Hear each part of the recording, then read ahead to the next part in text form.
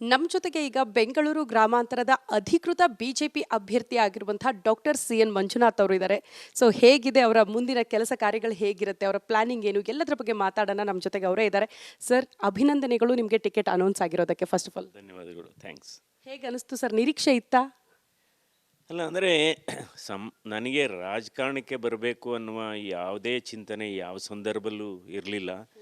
So ಆದರೆ ನಾನು ಜನವರಿ 31 ನಾನು ಜಯದೇವ ಹೃದ್ರೋಗ ಸಂಸ್ಥೆಯಿಂದ ನಾನು ನಿರ್ಗಮಿಸಿದ ಮೇಲೆ ಹಲವಾರು ಜನರುಗಳಿಂದ ಪಕ್ಷಾತೀತವಾಗಿ ಒತ್ತಡ ಕೇವಲ ನಮ್ಮ ರಾಜ್ಯದಿಂದ ಅಲ್ಲ, ಬೇರೆ ಬೇರೆ ರಾಜ್ಯಗಳಿಂದ, ಒರಿಸ್ಸಾ ಆಗ್ಬೋದು, ವೆಸ್ಟ್ ಬೆಂಗಾಲ್ ಆಗ್ಬೋದು, ಡೆಲ್ಲಿ ಆಗ್ಬೋದು, ಕೇರಳ ಆಗ್ಬೋದು.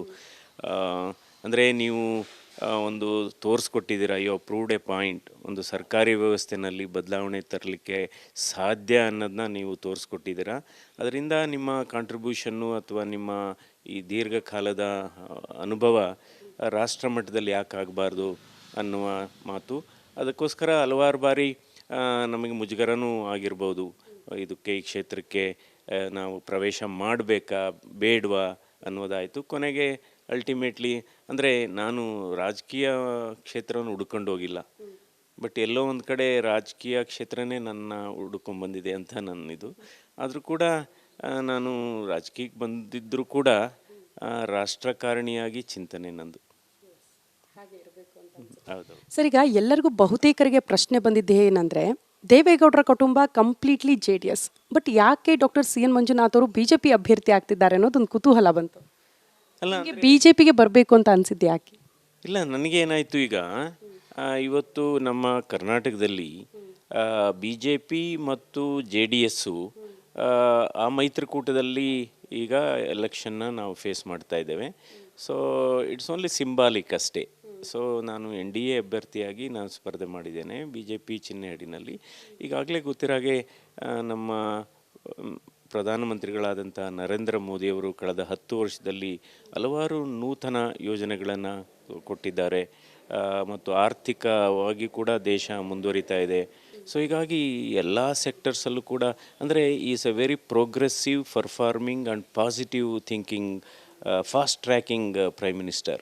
ಇದರಿಂದ ಏನಾದರೂ ಅನುಕೂಲ ಆಗ್ಬೋದಾ ಅನ್ನೋ ದೃಷ್ಟಿನಲ್ಲಿ ಬಂದಿದ್ದೀನಿ. ಬಟ್ ಡೆಫಿನೆಟಾಗಿ ನಾನು ರಾಜಕೀಯ ಪುನಃ ಹೇಳ್ತಾ ಇದ್ದೇನೆ, ನನ್ನ ಚಿಂತನೆ ರಾಷ್ಟ್ರಕಾರಣಿಯಾಗಿ ನನ್ನ ಚಿಂತನೆ. ಬಟ್ ಅಷ್ಟು ಸುಲಭ ಇದೆ ಅಂತ ಅನ್ಸುತ್ತಾ ಸರ್ ಎಲೆಕ್ಷನ್? ಅಂದರೆ DK ಬ್ರದರ್ಸ್ ಭದ್ರಕೋಟೆ ಅಂತೀವಿ, DK ಸುರೇಶ್ ಅವ್ರನ್ನ ಸೋಲಿಸೋದಕ್ಕೆ ಸಾಧ್ಯನಾ? ಈ ಒಂದಷ್ಟು ಪ್ರಶ್ನೆಗಳು ಬರುತ್ತೆ. ಎಷ್ಟು ಸವಾಲುಗಳಿದೆ ಅಂತ ನಿಮ್ಮ ಮುಂದೆ?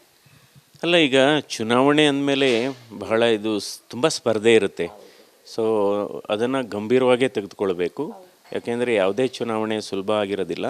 ಸೊ ಹೀಗಾಗಿ ನಮ್ಮ ಸಾಧನೆಗಳು ಇಲ್ಲಿ 2 ಪಕ್ಷಗಳ ಸಾಧನೆಗಳು ಇಲ್ಲಿ ಗಣನೀಯವಾಗಿ ಬರುತ್ತೆ. ಹಾಗೆ ನಾವು ಕೂಡ ನಮ್ಮ ಕ್ಷೇತ್ರದಲ್ಲಿ ಒಂದು ಐತಿಹಾಸಿಕ ಸಾಧನೆಯನ್ನು ಮಾಡಿದ್ದೇನೆ. ಯಾಕೆಂದರೆ ನನ್ನ ಈ ವೃತ್ತಿ ಜೀವನದ ನಿಜವಾದ VIP ಗಳು ಯಾರಪ್ಪ ಅಂದರೆ ಬಡ ರೋಗಿಗಳು, ನಿರ್ಗತಿಕರು. ಸೊ ಅವ್ರಿಗಂದರೆ ಒಂದು ಬಡ ರೋಗಿಗಳು ಮತ್ತು ನಿರ್ಗತಿಕರು ಕೂಡ ಒಂದು ಗುಣಮಟ್ಟದ ಚಿಕಿತ್ಸೆಯನ್ನು ಹೃದ್ರೋಗ ರೋಗಕ್ಕೆ ತೆಗೆದುಕೊಳ್ಬೋದು ಅನ್ನೋದನ್ನ ನಾವು ತೋರಿಸ್ಕೊಟ್ಟಿದ್ದೇವೆ. ಸೊ ಹೀಗಾಗಿ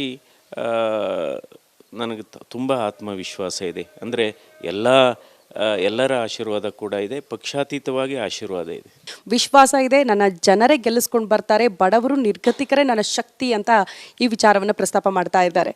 ನೋಡ್ತಾ ಇರಿ ನೇರ ಮಾತು, ಕನ್ನಡಿ ಕಣ್ಣಿಟ್ಟು. ಇದು ರಿಪಬ್ಲಿಕ್ ಕನ್ನಡ, ನಿಮ್ಮ ಧ್ವನಿ.